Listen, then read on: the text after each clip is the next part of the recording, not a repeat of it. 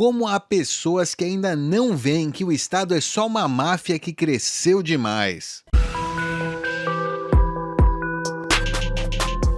Este é o Visão Libertária, sua fonte de informações descentralizadas e distribuídas.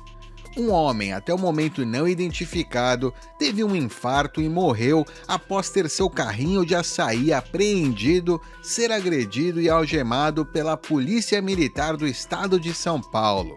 No vídeo, divulgado pelo Twitter dos Jornalistas Livres, é possível ver o homem tendo seu carrinho de açaí apreendido pela Polícia Militar e ajudantes da Prefeitura.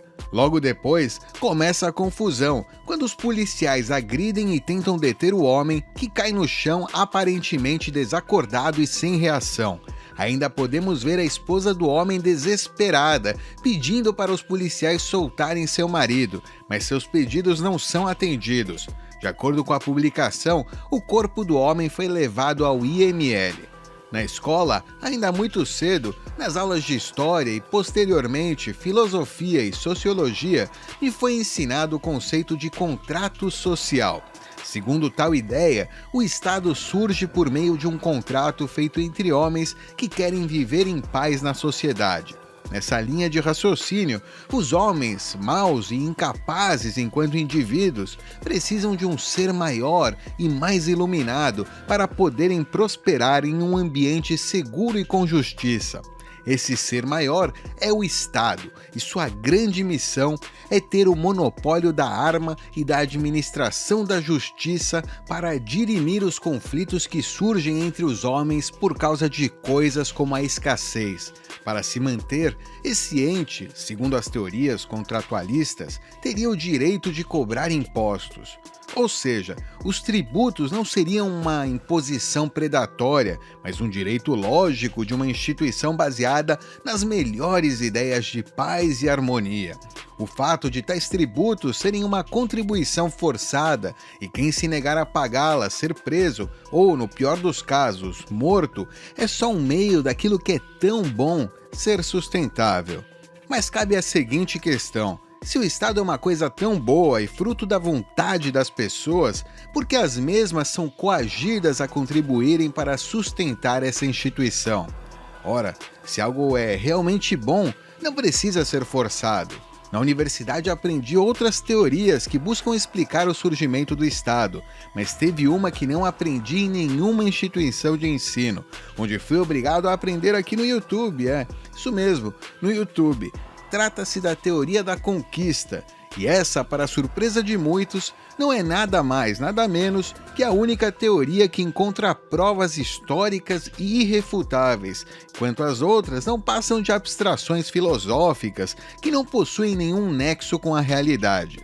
Nas palavras de Murray Rothbard, o Estado nunca foi criado por um contrato social, ele sempre nasceu da conquista e da exploração.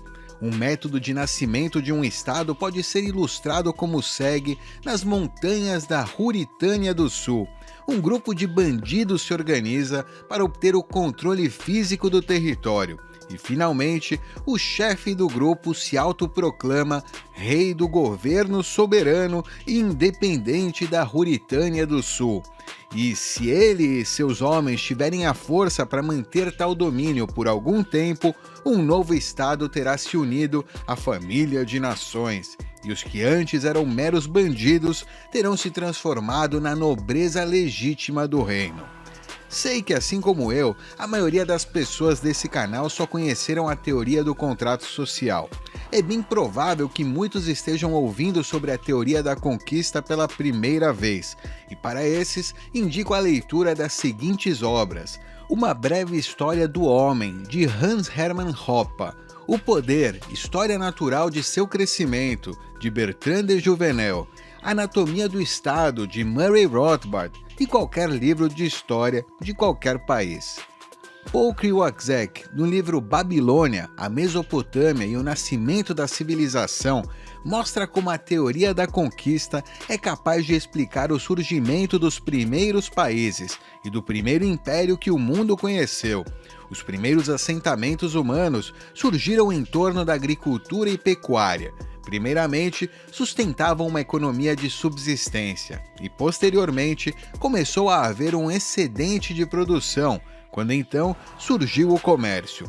Cada assentamento tinha uma segurança provida pelos homens fortes, chamados de lugal. Esses geralmente eram homens ricos capazes de pagar o salário de soldados de proteção.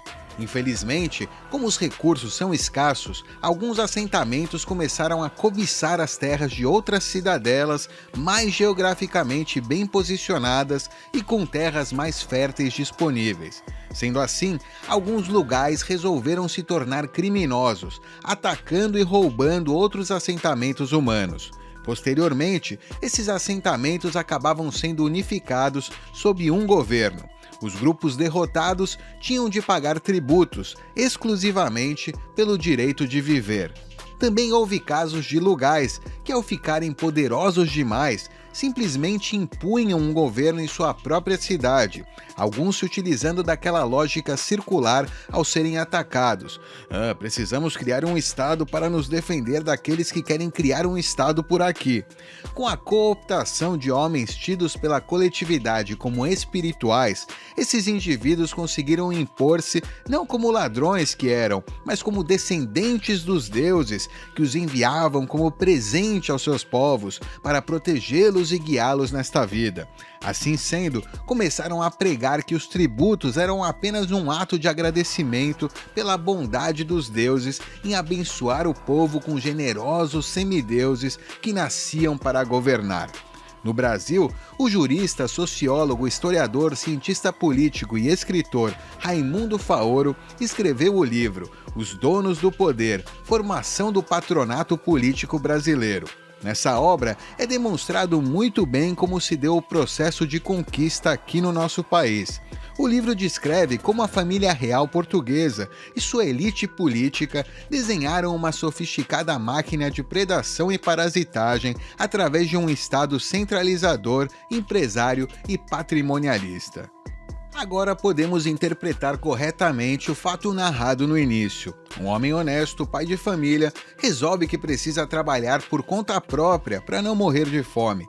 Ele precisa comprar alimentos, roupas e outros bens inflacionados por altos impostos e uma moeda cada vez mais desvalorizada por sua característica principal, ser lastreada em honestidade de político.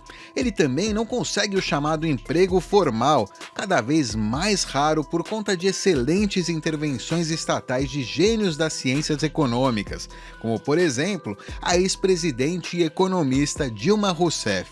Talvez o homem em questão nem quisesse um emprego formal, pois ele pode ter sacado que através da chamada CLT, chicotada no lombo do trabalhador, o Estado tira dele uma grande quantia de dinheiro e ainda obriga o patrão dele a pagar o menor salário possível a fim de arcar com os valores de seus direitos trabalhistas. Pensando nisso, esse homem usa dinheiro lícito e adquire um carrinho para poder vender açaí. De um lado, há um adulto querendo vender, do outro, várias pessoas com dinheiro querendo comprar. Por que raios ele, então, não poderia vender o seu produto? Porque ele não pagou uma taxa para a instituição que inflacionou o alimento que ele precisa e a roupa que ele usa. Essa instituição também é a mesma que desvalorizou a moeda que, sob ameaça de violência, ela mesma o obriga a usar. Essa instituição, segundo alguns, surge do imaculado contrato social. Como alguém ainda pode acreditar em tamanha bobagem e dizer que os anarcocapitalistas são utópicos? Esse homem, vítima da violência mafiosa do Estado, é que deveria ser chamado de mito e carregado nas costas onde quer que fosse. Aliás, não só ele, mas todo corajoso que ainda investe e empreende neste país. Meus pêsames e que Deus conforte essa família. É isso aí, obrigado por sua audiência. Este artigo foi sugerido por Anarcodan, escrito por Atos Henrique e revisado por Paulo Almeida. Se você gostou do vídeo, clique no ícone de curtir abaixo e compartilhe em suas redes sociais. Se deseja ser notificado de novos vídeos, clique em inscrever-se e depois no ícone do sininho. Até a próxima!